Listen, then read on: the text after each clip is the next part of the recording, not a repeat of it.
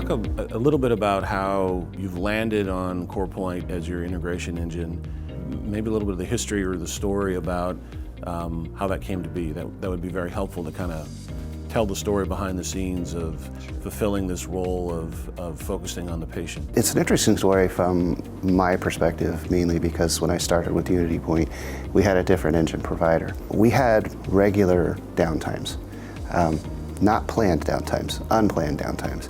And every time that happens, every time the interface engine goes down, we compare it really now to, imagine if Epic were down, which is the EMR system in use, right? It's as important as that, because that patient experience of walking into the front and then going back to the lab, that goes away if you don't have the interface engine up sending that data over.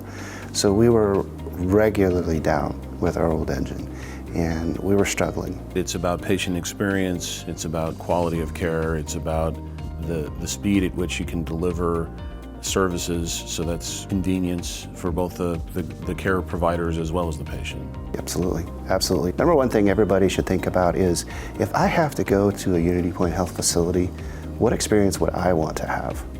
And if we all go into our jobs thinking about that, then it'll make a much better experience for the patient, and the patient will want to come back.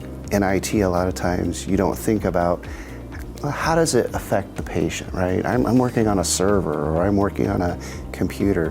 What does that have to do with the patient? Well, in the end, what you're doing, and specifically on the interface team, right, a lot of the things that get moved are patient orders or patient results. And the team at Corepoint did a really good job of working with us to say, okay, if you set it up like this, you can have some automatic failover, and you can have, you know, a disaster recovery plan, and all of these other things that go with it. And wow, they tell you to set it up like that, it's going to work. It actually does. I know I shouldn't be surprised by that, because vendors say that all the time, but it's surprising that if you set it up like that, it works.